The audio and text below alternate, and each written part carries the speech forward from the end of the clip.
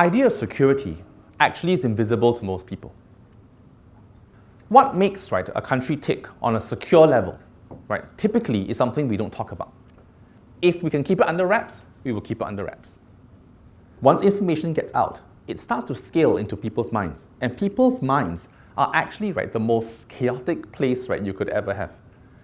The ability for interpretation, the ability itself to read something into something which is necessarily not there, is actually where the chaos really exists. And I think most of you yourself are starting to experience that. The idea itself is that Singapore is not as stable as it used to be before, right? And that stability itself is not being caused by the fact that the world is somehow any more complex. But rather the idea itself is that ideas are spreading and moving a lot faster, right? And when information gets out, it moves ripples everywhere. Chaos is actually the natural state of things, and stability is the unnatural state of things. If you really take a look at how the world moves, as far as human beings are concerned, the world of human beings, largely itself, stability is something that we create. We build systems, we build structures, we build all sorts of things over here to actually maintain and create that particular stability. And as much as possible over here, we have as few people involved as possible. The more people that come in, too many cooks spoil the broth and they'll come in themselves, and usually that stable system becomes a very chaotic one. So what I'm going to do first, is I'm going to build in an emotional frame. And we're going to look at the most common emotion that comes together with chaos and comes together with instability, right? So I'm going to spend some time first drawing in the distinctions between three core emotions, Fear, anxiety, and dread. And all three emotions over here are emotions that deal with what we call the future. They don't exist in the past. When we have fear, it's always about the future. When we have anxiety, it's about the future. Dread, it's about the future. And all these emotions, they exist in the future. As far as Singapore is concerned, much of the chaos we imagine also exists in the future. Fear is essentially the emotion of potential loss. Hope is the emotion of potential gain. Okay? At any one point in time, if we look at the emotion of loss, genuine loss, that's not fear. Genuine loss could be grief, it could be sadness, it could be disappointment, but it's not fear. Fear comes when there's a potential loss, when we think there's going to be a loss. And you'll find over here that a lot of times, if you look up there, it just says this, that fear, because it's a potential loss, is also imaginary. But at the same time itself, the human person experiences this as very, very real. Something's going to happen to you, and because you do this over here, that whole period until it actually happens is when the fear really resides. The longer I stretch it, the more fear you're going to feel. So what is the distinction between fear and, let's say, anxiety? What is interesting, around the narrative of that I'm going to lose, then the question is, what am I going to lose? If what I'm going to lose actually involves my survival, it's actually tied to my survival, the level of fear that you're going to start to experience actually starts to go high. Because when you look at anxiety, and we said it's always tied essentially into your survival. So what makes you essentially who you are? Genetic engineering of your foods. Okay? Nuclear power, nuclear armament, a gun to your head, failing the A-level exams. They are deeply scary, and even anxiety-filling when they come to a place where they actually tamper with your humanity. Either your life or your humanity, or your personhood, take away your dignity, the anxiety is going to go up, through the roof. Now, dread is an interesting form of fear, because like fear, which is a general mood, anxiety is high, but dread is low. And you can feel it. Something bad is about to happen, But the difference with dread is that you actually feel responsible for it. It works this way. Man has had an affair for about maybe 2 years. His wife doesn't know, And then his wife finds out. The time, when he knows that his wife has found out, to the time he gets home and is about to meet his wife, he's going to feel dread. There's going to be potential loss. It's going to come, But he feels accountable or responsible for it. And it is connected to a story of reckoning. There could be a few main responses around global warming. Okay? The most common response actually is apathy or indifference, because that's the strongest defense mechanism, because going through these emotions of fear, anxiety, dread is damn sucky. No one wants to wake up like that all the time. So indifference over here is a very common thing. But if we were concerned, if we were actually concerned about the loss that global warming is going to bring, right, you realize that for different societies, there actually, right, are different levels of fear.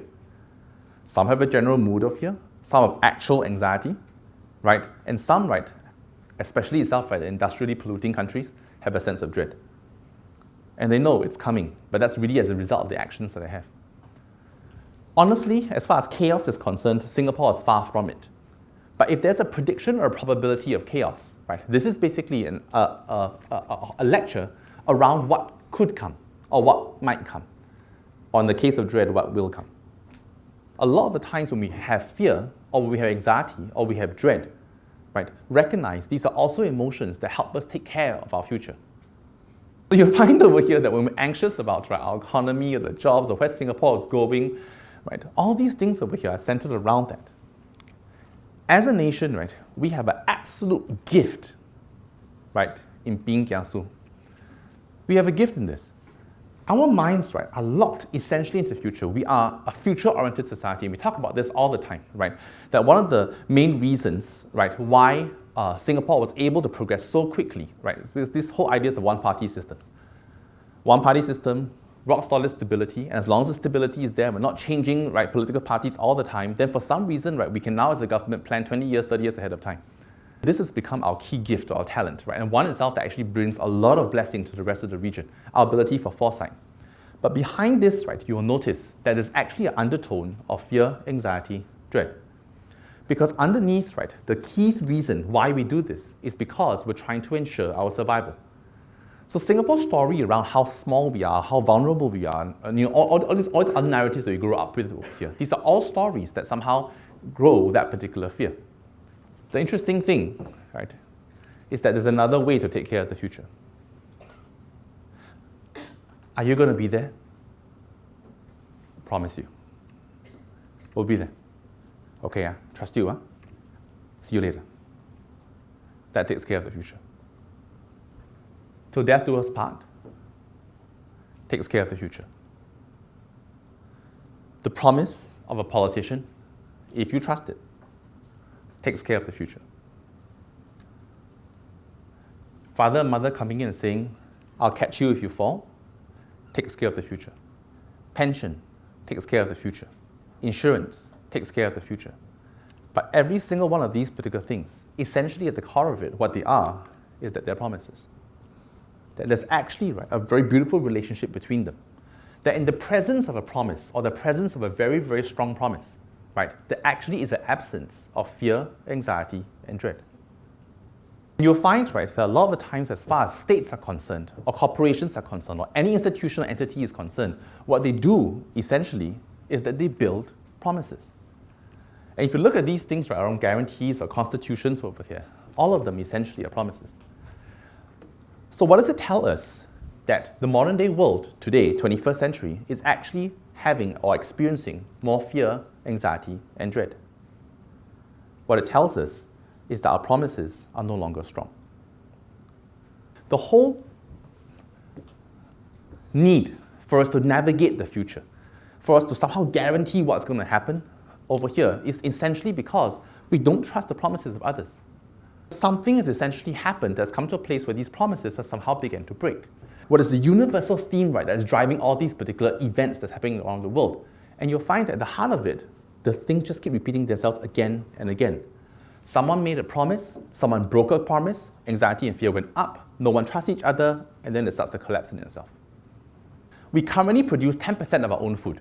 90% of it is imported, right? Which means somewhere along the line over here, right, there will actually be involved multiple supply chains. But yet, we're the second most food secure country in the world. By right, we should be really actually very insecure because the amount of things, right, that can disrupt our food chains, right, is amazing. The reason why we are so food secure, the top reason and number one, is that we actually have the cheapest food in the world. And I didn't know that.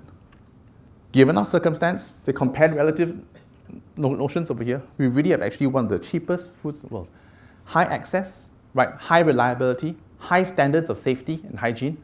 So I don't know how you actually know this particular fact over here, but they come essentially from Peru. We get the food over there simply because they are able to cooperate with us. And these are farmers that are willing to cooperate with us. And what do we mean by cooperate?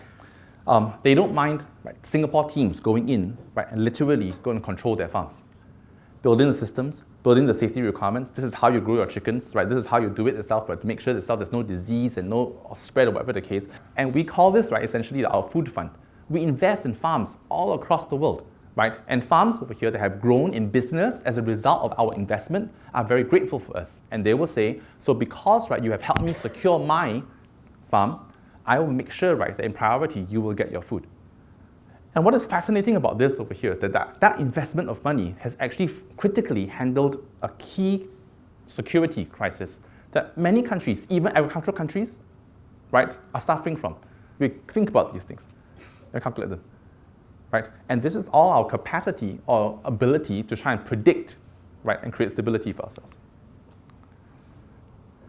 But this is where the problem starts. So you'll find over here that actually Singaporeans generally feel pretty safe. But there are two key things over here, right, that's making this work: leadership and systems. So let's give you an idea of what systems look like. This is now South America, and this car here, they're testing their first autonomous vehicles, right? So Singapore itself will start applying, right, autonomous vehicles in the future. I think you're largely looking at anywhere between 10 years, 12 years or so.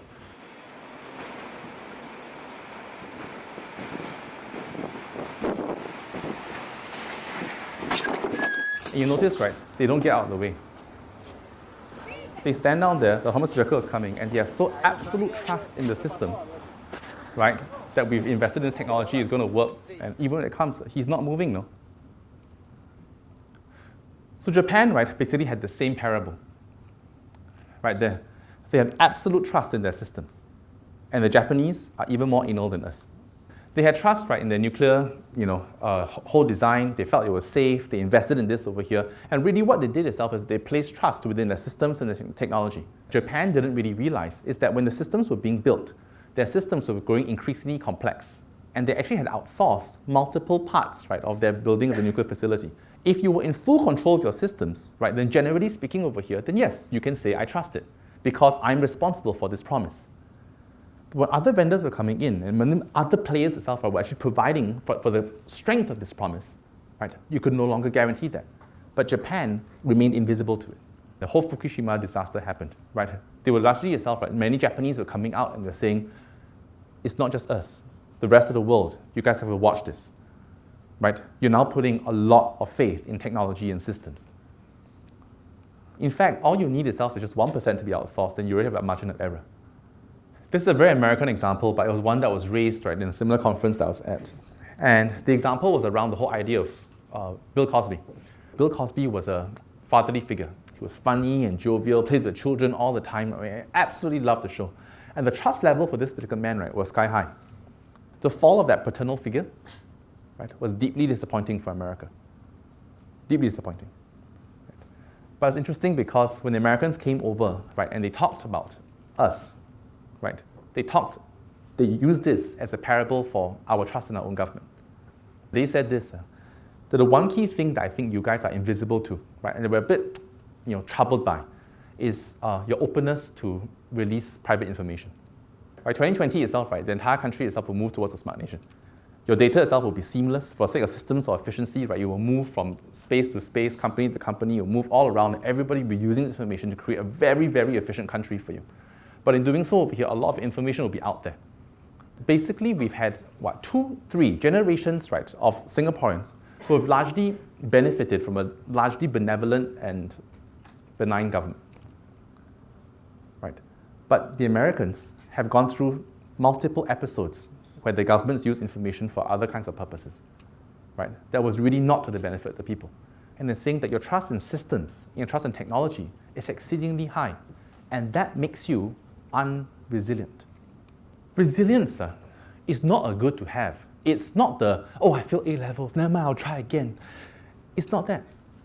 Resilience is not just a value system or attitude. It literally, right, is an imperative that we have to have. When resilience is needed, it is needed because failure happens. But failure has largely been invisible to us for a very, very long time. Right? It's still rare. Oh my God, you failed. I'm so sorry. And we talk about it, right, as if it's an event. In many parts of the world, right, failure is a habit. It's part of a culture. It's a given. failure inevitably, right, across our systems is going to be a much more common occurrence. It's essential for sustainability because complexity has made, right, that kind of failure to be common in the future. We have outsourced too many of our systems already. So in looking this over here, right, the whole question is whether Singapore, right, really has the capacity to be resilient. So the police force, right, was saying this. They aren't really scared of terrorism. They know it will happen. There is no way you can have a country as porous as ours and not sooner or later going to have 1 to 2 terrorist attacks. The fear, right, is that it's a country that's completely unprepared for failure. Right? And the bounce back will not be there. So, where are we on a scale of 1 to 10? Confidence in Singapore's future. So let's try this. Who's at 1? I must have slipped my wrist now. 2. 3. 4.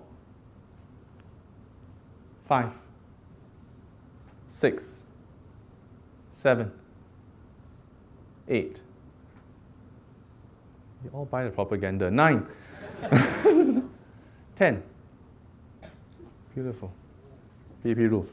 So, just now the results were anywhere between, wow, there's actually a very strong majority, about 70% of you are anywhere between 7, 8, 9.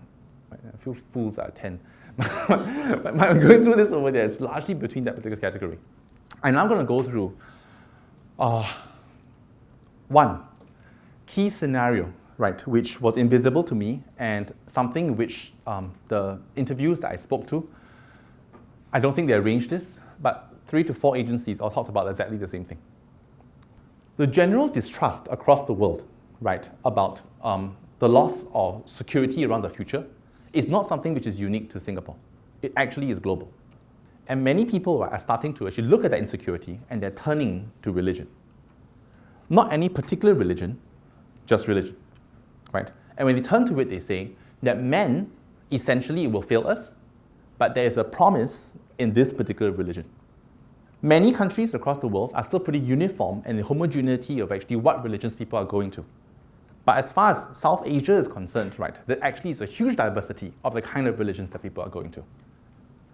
And Singapore is the most religious diverse country in the world. The sheer stability and the open culture of Singapore to accept all religions, right, has actually attracted multiple religions to come to Singapore, right? They find safe, secure, good promise, right, and my ability itself to practice my religion without getting stoned, killed, whatever the case. It's not so much what's happening in Singapore, it's what's happening across the causeway. These are birthday rallies, right, all across the world. There's been basically people who are pro-democracy, not necessarily Malays, but it's pro-democracy, and they come together in different races, and they've actually managed to oppose this particular UMNO movement. And what's been happening is that anti-birthday reds, right, prepare to fight yellow shirts. Okay? So within basically the middle of KL, they'll start doing things like this. So it was a strong resistance, right? And Singapore's been watching this for a very long time. Okay? So what's their scenario inside their head? Bilahari is our ambassador at large, right? And he just recently wrote this article, right, that Singapore's not an island. Okay?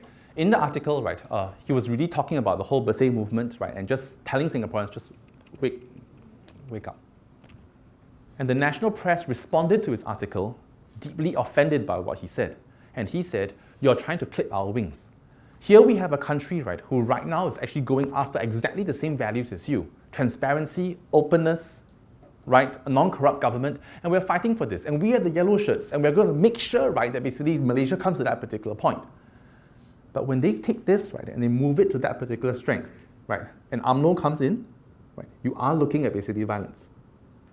Every single day across the causeway, on a daily basis, 40,000 vehicles, right, pass in and out, right, across the causeway. If for some reason, right, pro-yellow people, right, groups break away, Johor suddenly becomes, right, in control by the yellows. Okay, they will have to close the causeway. If it breaks down to the racial thing, right, many of them will seek, right, Singapore for refuge. And Singapore, for its own security reasons, will be forced to close that causeway, right? But when they close the causeway, they have two problems with themselves. One, 500,000 Malaysians, right, stuck in Singapore with no housing because they can't go home, right? And the second, much more scary one, is that if, let's suppose, and I say this over here, the level of kinship that is tied, right, to each other is high. I am married to a Malaysian, right? Her father, her family, right, are all in KL. And there's basically going to be, right, some sort of movement there where there literally is violence involved, right? What is my wife going to want to do? She's going to want to bring her father here. But the border will be closed. And it will cause her immense anxiety. So right now they're doing everything within their power, right, to make sure that there isn't some sort of racial or religious tension that's going into place, right? But people are fanning. That's a scary situation, right? And it will affect our security. And these are all the others that are coming about, right? So let's give you an idea of them. The first thing was this whole idea of the fragility of the Singapore economy. We've heard this before, right? But this was actually spoken by directors of the MNCs that we were speaking to, right? And these are all Singaporean directors, even though they were working for an MNC. And they said this: one of the most scary things for us, right, was that when we began to join these companies, we joined because the companies were giving us a good job. Somewhere along our career, we were all asked, right, because we're Singaporean, would you like to sort of set up, right, a headquarter office in Singapore? And what they were disturbed by, right, is that after they did, right, a whole year of research, they realized that Singapore actually is not the best place to set up headquarters. And what they found surprising was that even though they were Singaporean, they had to go back in good conscience and tell their company, you don't set up in Singapore. And only then did they realize how non-competitive Singapore is. If we don't watch what's happening here, right, then it is possible. That whole fragility is not a false story. It's not some propaganda that's trying to scare you.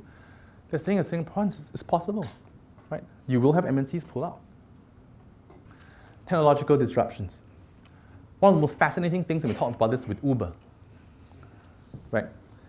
And they said this, right, that Amazon, Uber, and Airbnb, the interesting thing about them over here is that they're all disruptions to services, not to goods. Technology, right, in the digital economy actually disrupts services a lot faster than it actually disrupts goods, because goods are still goods, but the way you deliver is a service. Singapore, essentially, goods are service. Service. The whole reason why we're moving towards, right, skills future and all these other things, right, over there is largely because Singapore is currently not ready for this. There are going to be more and more disruptions going to come in, and they will affect services. And many of the services that we provide, right, will be taken away. So ironically, the jobs at the lower end, the flip burger type, they're going to be secure. The jobs on the very high end, if you're creating, inventing, directing, they are secure. It's the jobs in the center, technology is going to replace it. US-China relations. The strongest illustration of this particular problem, right, was given to me via MINDEF. And they were talking about this whole idea of Finlandization. During the Cold War, Finland as a small country was not able to make independent decisions, simply because Big Mother Russia, right, wanted to use it for some reasons. And Finland couldn't deny or disagree because they needed Russia as a hinterland. Singapore is terrified of a new place where two superpowers are not cooperative, and they force, right, some sort of people to take sides. And when they take sides over here, almost the entire region will side China. And Singapore will be forced to choose whether we side China or the US. Either way, it will split our economy in half. Non-state actors. Yeah, this is almost a given. It's terrorism, self-radicalization. Yeah, they know that with the amount of diversity that Singapore is going through, it's a sooner or later thing. If there was one thing, right, that these countries in retrospect should have done better, is that they should have engaged their youth better. A lot of revolutions, extremism, big change or disruptions, it happens from young people.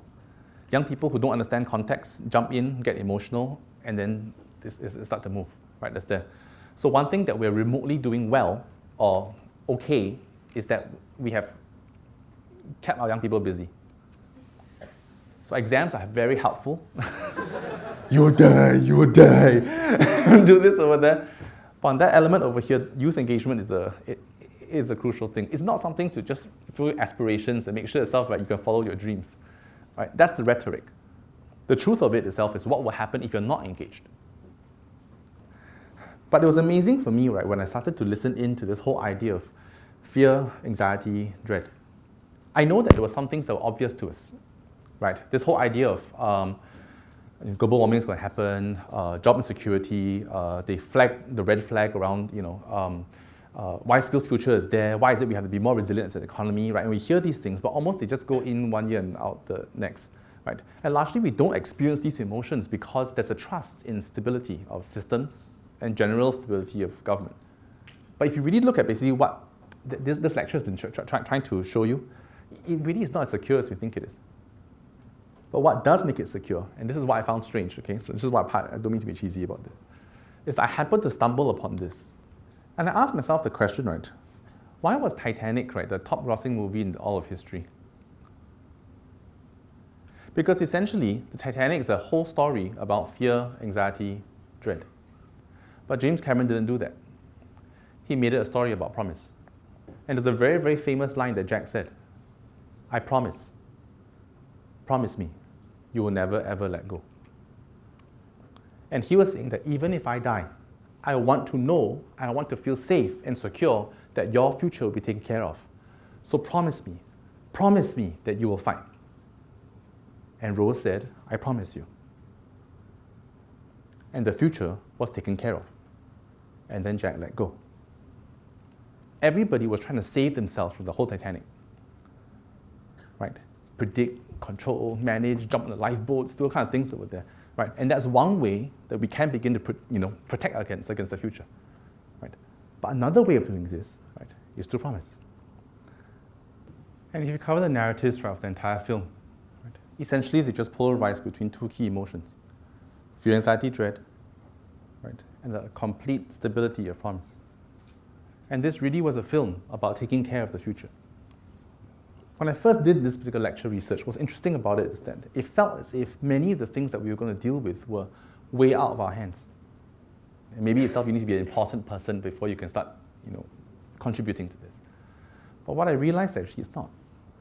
Our role could be, right, in essence, the creation and preservation, pledge, contract, oath. Essentially, honor your word with your actions. Because confidence for the future essentially is ownership of the future. Because if we say, right, that we're confident of the future because you make it confident, then I think we're slightly delusional. But I think, right, if we say that we're confident about the future, right, because I am participative in this future, I'm conscious of the promises that I make, right, and I honor them, then yes, I do think itself, right, that our promise is a lot more secure. You ask anybody in the world, right, and when they show up as confident, there's a security in the promises that they have created. Right? There's a security. So there's promises in our marriages, promises in the state of our community, promises in my relationship with my neighbors. Ask yourself the question, what are you trusting in?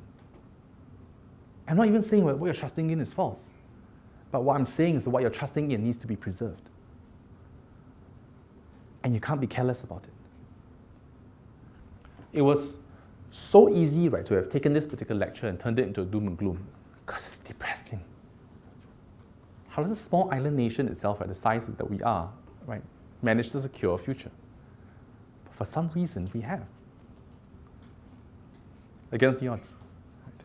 And I think that's a legacy or inheritance that we have to protect. Okay. So thank you for the time, and I'm open to questions.